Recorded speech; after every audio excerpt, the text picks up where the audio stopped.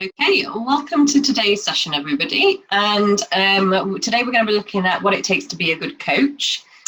Just as an introduction though, just tell you a very brief bit about James and I. So we are the founders of MyPeopleClub. MyPeopleClub is an online platform for HR professionals, coaches and trainers, and you can find us at www.mypeopleclub.com. And inside the platform, you will find loads and loads of resources in the main areas of HR, coaching and training. So everything from icebreakers, case studies, resources, documents, templates, whatever you might be able to think of, we have got it covered. We also do monthly masterclasses and live Q&A sessions. We have a business directory, so if you need partner businesses like health and safety people or first aid people or whoever you might think of, then our aim is to create that one-stop shop to make it as easy as possible for you to find the people that you need. We also have loads of member discounts, so everything from recruitment and HR platforms through to some really nice personal ones you can use in spare time. So we've got some really nice bars and restaurants who are also offering members discounts. Here's a brief outline of the session that we're going to cover today. So 4 things in particular that are the most important things for coaches. And I'll just use the word coaches on its own because it might be that you're a life coach, a business coach, transformational coach, whatever it might be. There are still these important aspects that make you stand out in terms of the skills and knowledge and behavior that you need. The 4 things we're going to cover are building rapport and a connection between the coach and the coachee, questioning and listening skills, tools and models that you need when you're coaching, and then finally a bit around flexing style. Just a bit of a quote here from Tom Landry, just for you to read there. And I think this is important because some people think that having a coach means that they will just tell them the things that they want to hear, and just make it really easy for them to go through a bit of a development journey with a coach. Actually, as you can see from the quote here, a coach and a good coach is someone who's going to hold you to account, who's going to challenge you, who's going to hold the mirror up and allow you to see things in a slightly different way. And ultimately, they ask the right questions and they take you down such a journey that you reach somewhere that you know you want to reach, and you become the person that you know you can become and achieve the things you want to achieve. It's the process by which they do it is important. So telling you what you don't want to hear, as you see what you don't want to see, ask you questions that maybe you don't want to ask yourself, but actually are the right questions to help you grow and develop. So let's look at that first section on building rapport and a connection and why that's important. Now, there are 3 aspects to this in terms of why a coach should build rapport and a connection. And the first thing, most importantly, is to gain knowledge. It's really important for a coach to learn more about the coachee. And at the beginning, it's most likely to be a potential coachee. It's probably a discovery conversation between the 2 people before they commit to a more formal coaching arrangement. But essentially, it's important for the coach to know about the person that they're going to be coaching, to know their goals, to know a bit around some of the previous experiences of the coachee that they might have had through their career, through their own self-development, and maybe even with other coaches or mentors.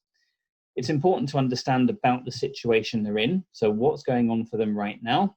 What's their environment they're in? What have they got on their side to work with? What's maybe holding them back? What are the barriers and hurdles that they face? And what are their motivations? What's driving them to be focusing on their self-development? Why do they want to be successful? Why do they want to reach these goals? What is motivating them to do that? And what ways of working will help motivate them? So by knowing this and having this knowledge, the coach can arm themselves in the best possible way to help the coachee.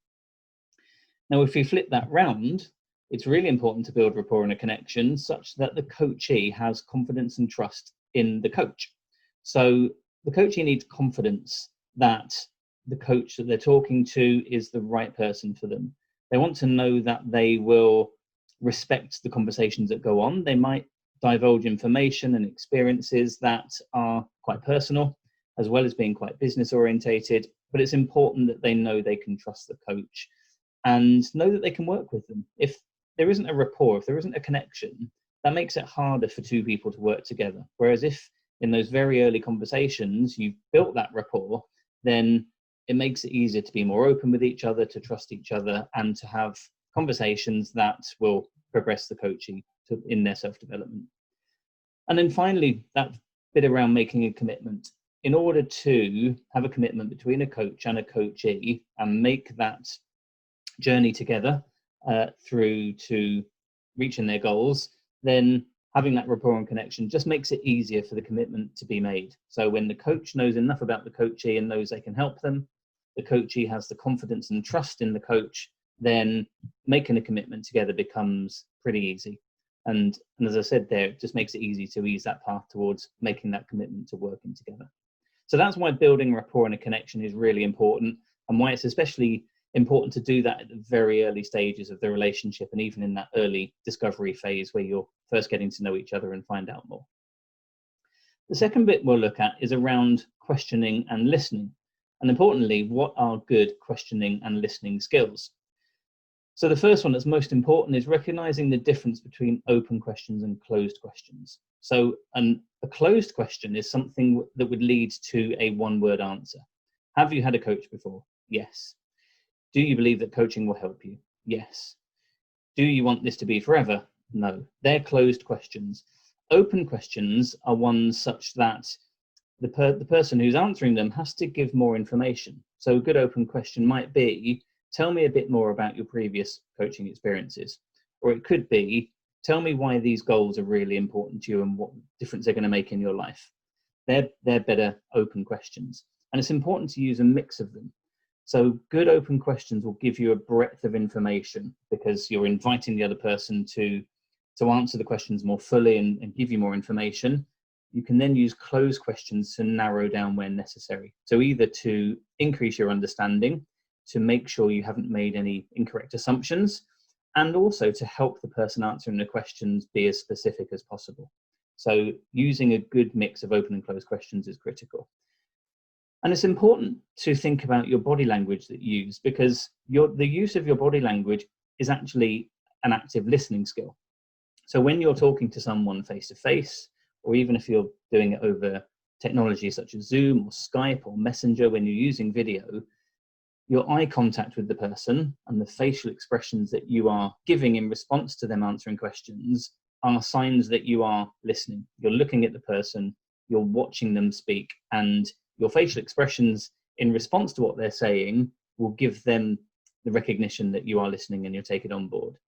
It's also important to think about hand gestures and body posture and your positioning. If you imagine being in a coaching conversation with someone and you're talking to them, but their body is faced away from you or an angle away from you, or their arms are crossed, or their body language says, I'm not really listening, I'm not interested, I'm not engaged, that's not going to encourage you to be as open as you can be and to be as engaged in the coaching conversation as much as you can be. So as a coach, it's really important just to think about maintaining that eye contact and using your facial expressions well, and think about how you look to the other person. How are you using your hands and your body posture in general, but also in response to what they're saying and when they're saying it. And the final aspect in terms of good listening skills is to repeat back what the other person has said. And where appropriate, paraphrase it, just to demonstrate that you are listening and that you are getting 100% understanding of what they're saying, both for yourself and for them. And it makes sure that nothing was misunderstood or forgotten. So 3 aspects to good questioning and listening skills: asking open and closed questions, good use of body language, and repeating and paraphrasing. Now, the third module is about tools and models that a coach might use with one of their clients. So why would we use them? Well, the first aspect is importantly, to know what is to be achieved. So there are some good tools out there, coaching tools and coaching models that will help the coach ask the right questions to be really clear on what the goals are of the coachee, and to ask and inquire around what success will look like and what it will feel like. So by reaching their goals, what does that mean their life will be like? Is success a number of clients? Is success getting you a new job? Is success having the confidence to stand on stage and talk to 1,000 people? And how will that feel? What difference will it make in your life? What difference will it make to people personally and emotionally? using models, and we've got quite a few on the website, such as GROW is a classic example. They help you help the coachee to really clarify what is to be achieved and why that's important.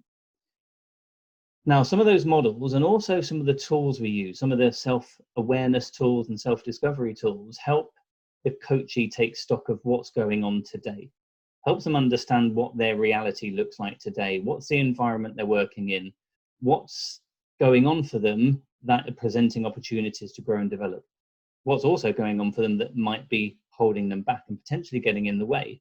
And that could be self-beliefs, it could be other people's views, it could be a lack of knowledge and skills and behavior.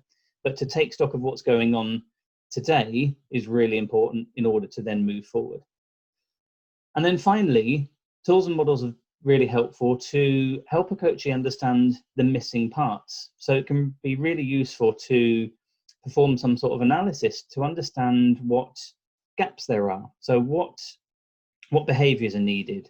What else does that person need in their life, whether it's personal or business, in order to move forward? It could be that they need the support of family or loved ones. It could be that they need support from someone else in their business. And it could be that they just need the self-belief in order to move forward and know that they can be successful. And really that gets wrapped up by understanding the coachee's level of determination.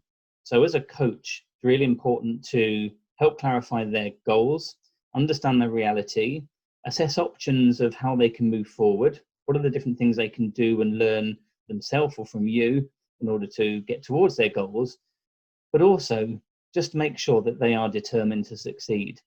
You might have made a coaching commitment with them early on, which could be around how often you meet, where you meet, confidentiality, how much they might pay you, and so on and so forth.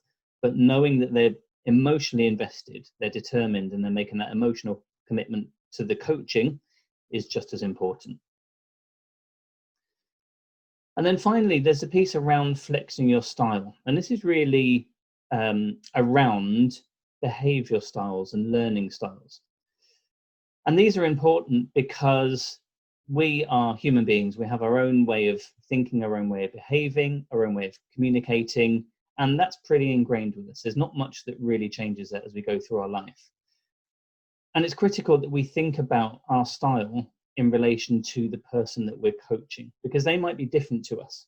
So a natural way that we learn and that we grow and that we take on information and that we communicate ourselves could be completely different. And we've got to make sure we adapt and flex our style to the other person. So there are plenty of models out there and tools and psychometric assessments that help coaches perform a bit of an assessment with their coachee to know their preferred behavior style, to know if they're drawn more to facts and figures and data versus ideas and kind of concepts and reflecting on different conversations. It's also important to understand someone's learning style, because some people learn by listening and doing and repeating. Other people learn better by observing and then reflecting. And some people learn better by just rolling up their sleeves and getting stuck in. So if you know the best way that your coaching client learns, then you can adapt your coaching accordingly so that they learn to the best effect. And that's what's really important. It's about how they learn more than how you prefer to learn or how you prefer to deliver your coaching. It's then important to tailor your coaching sessions. So having an assessment of someone's behavior style, their learning style is really good, and then to run the coaching sessions accordingly in order for it to be the best style for the coachee, for them to learn and grow. But don't be afraid to adapt how those sessions run, because if you're finding as you go through the first sessions that good progress is being made, but actually it's not as much as you would hope, then maybe you can just tailor the coaching slightly, adopt a slightly different style, whether that's a different style of communicating or a different style of providing the coaching such that the coachee can learn from it. As you tailor the coaching, you'll see different results, and you'll eventually find a version for that person that will work best. And remember, what works best for that person won't necessarily be the same for other clients that you've got. So you're constantly, as a coach, assessing what's working best and adapting accordingly. And that's really wrapped up by that final statement about monitoring and adapting. It's really important to have the courage to try different approaches and ask the coachee for feedback as well. Ask them how they're finding it. Ask them what they might change around how you're working together. Ask them for feedback on maybe coaching sessions that they've really valued and really learnt from versus those where maybe it didn't feel as good and didn't feel that they got as much from. So this final bit around flexing style is about thinking about behavioural styles, learning styles, and playing with it and having the courage to seek feedback from the coaching clients. So that wraps up this kind of introduction of what does it take to be a good coach. Let me just hand to Chris just to wrap up this Lunchtime Learn session with a few final messages. I hope you enjoyed that. Thanks for that, James. It's great. We have got more coaching. I know some of you actually online have already purchased, but we do have a little course that we've released. So loads more coaching tips and techniques in that. And we also have loads and loads of coaching resources on the website as well. If you do want to get in touch with us, you can drop us an email at hello@mypeopleclub.com. You can contact us via the forms on the website, and you can obviously join on the website as well. We would love to hear from you. If you have enjoyed these little sessions, then we would really love it if you could post on social and tag us in. You know, we really do want to grow My People Club and the community. And the best way to do that is obviously through you guys and referrals and likes and comments and all that sort of stuff. So please do tag us in. We would really appreciate it, and we would love to hear what you think. So thank you very much for joining. Hope you found this useful. I hope you look forward to next week's session, where we'll be handing back to Chris again. So until then, have a great afternoon, and we'll speak to you all soon. Thank you.